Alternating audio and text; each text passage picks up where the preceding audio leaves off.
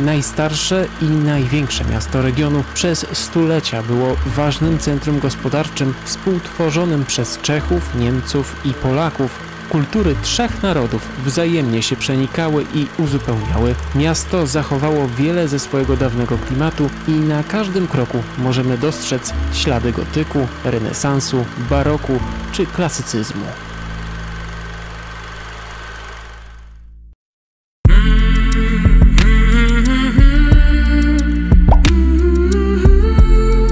Pierwsze wzmianki o Kłodzku pochodzą z 981 roku, czyli obecnie miasto może pochwalić się ponad 1000-letnią historią. Dodajmy, że niełatwą, bo niemal od początku na tych ziemiach wojowali Polacy, Czesi, a następnie Niemcy i nawet Francuzi. Historia ta, choć trudna, zrodziła piękne miasto pełne zabytków, renesansowych kamienic, gotyckich i barokowych kościołów, surowych fortów obronnych. Chcąc odkryć bogactwo kulturowe tego miasta, wybraliśmy się na wycieczkę będącą kombinacją szlaków historycznego, sakralnego i podziemnego.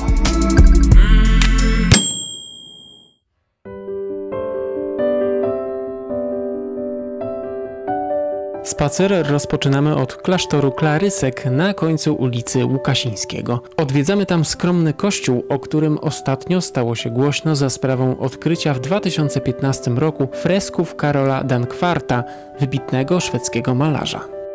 Podążając na południe, przechodzimy koło licznych zabudowań pomocniczych twierdzy Kłodzko, które jeszcze kilkadziesiąt lat temu wspierały pruską załogę. Były tu m.in. magazyny, zbrojownia, wozownia i piekarnia. W rynku skręcamy w ulicę Czeską, którą przechodząc możemy spojrzeć na potężną twierdzę. Dalej znajduje się XVII-wieczny pałac rodu Walisów. Na końcu ulicy skręcamy w Armii Krajowej i w prawo ulicę Muzealną do Łukasiewicza, gdzie przechodzimy obok XVII-wiecznego budynku konwiktu jezuickiego. Obecnie znajduje się tam Muzeum Ziemi Kłodzkiej. Dalej skręcamy w ulicę Wojska Polskiego. Tutaj na skraju parku znajduje się kamień z wizerunkiem kapelusza. Jest on błędnie nazywany kamieniem Napoleona, gdyż sam francuski cesarz nigdy do Kłodzka nie dotarł. Po drugiej stronie skrzyżowania zobaczymy kamienny cokół z tablicą będący jedynym śladem po znajdującej się tutaj kiedyś synagodze. Schodząc dalej ulicą Zawiszy Czarnego, po lewej stronie zobaczymy okazały budynek szkoły podstawowej. Charakterystyczna kopuła to pozostałość po istniejącym tutaj obserwatorium.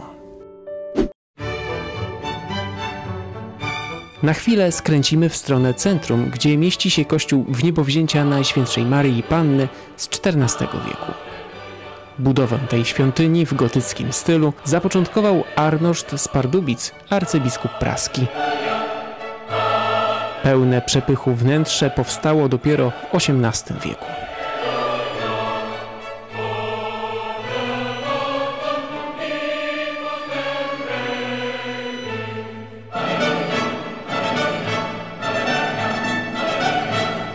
Znajdziemy tutaj m.in. nagrobek oraz słynną Madonnę z krzyżykiem z połowy XIV wieku.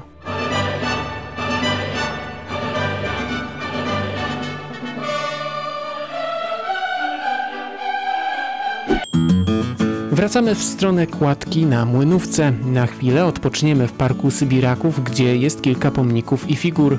Po drugiej stronie rzeki kierujemy się w stronę Placu Franciszkańskiego z kościołem Matki Bożej Różańcowej, który w obecnym kształcie istnieje od XVIII wieku. Po prawej zauważymy figurę świętego Franciszka z Asyżu, za którego plecami przysiadły dwa bajkowe koty. Poświęcimy chwilę na zwiedzanie tej świątyni. Na jego refektarzu zachowały się freski z połowy XVIII wieku autorstwa Feliksa Antona Schefflera. Po drodze do rynku warto zwrócić uwagę na zabudowę kilku kamienic pamiętających XIX wiek. Jedna z nich posiada wizerunek wilka. Stara legenda mówiła, że gdy wilk napije się wody, nastąpi straszliwy kataklizm. Stało się to w 1997 roku podczas powodzi tysiąclecia. Wracając do rynku, przechodzimy gotyckim mostem Świętego Jana. Choć podobny do mostu Karola w Pradze, jest od niego starszy o 100 lat. Natomiast figury pojawiały się w późniejszych wiekach. znajdujemy się już o krok od rynku, na który wchodzimy z ulicy Wita Stwosza. Pierwszym zabytkiem wyłaniającym się zza kamienic jest okazały ratusz z przepiękną barokową fontanną i figurą lwa w koronie. Obecny renesansowy ratusz powstał pod koniec XIX wieku według projektu Ewalda Bergera. Wcześniejsze jego wersje zostały zniszczone przez pożary. Najstarszym zachowanym elementem tej budowli jest średniowieczna wieża zwieńczona barokową iglicą. Rozejrzyjmy się po rynku. Wśród wielu dobrze zachowanych okolicznych barokowych i renesansowych kamienic znajdziemy różne figurki: murzynka, niedźwiedzia, jelenia. Po zachodniej stronie rynku znajduje się późnobarokowa kolumna maryjna ufundowana w 1680 roku jako wotum po szalejącej w Kłodzku zarazie. Poniżej są figury świętych orędowników chorób zakaźnych.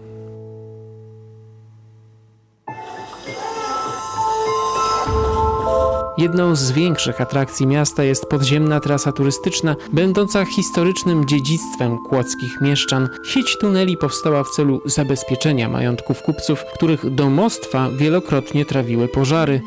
W 1976 roku udostępniono część tuneli zwiedzającym. Obecnie znajduje się tam wystawa przedstawiająca życie dawnego mieszczaństwa. W tunelu o stałej temperaturze od 8 do 10 stopni znajdziemy wiele zaaranżowanych pomieszczeń, w tym salę tortur z ekspozycją specjalistycznego sprzętu. Słyszycie to? Wracamy. Dorwali kogoś. I wszystko jasne. Sala tortur.